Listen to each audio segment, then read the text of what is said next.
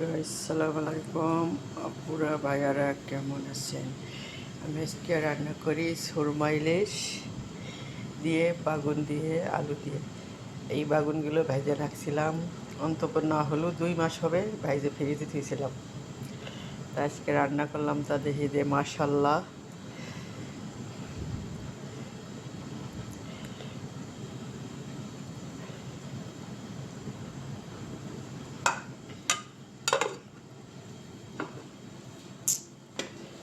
এখানে যে মাংস কষাবো, কষানো হচ্ছে, দেখো কষানো হয় নাই, পানি আছে।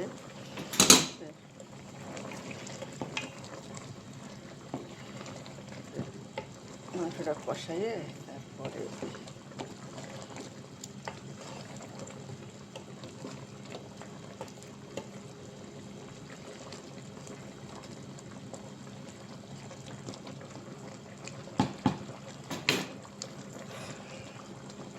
মাংসটা আগে থেকে রেখে দিয়েছিলাম টক দই দিয়ে, তারপর রসুনের ফাঁকি, ধুনের ফাঁকি, আদার ফাঁকি, সব কিছু ফাঁকিটা দিয়ে আইসিছে দিয়ে রেখে দিয়েছিলাম 10 মিনিট, তারপরে বসাইছি।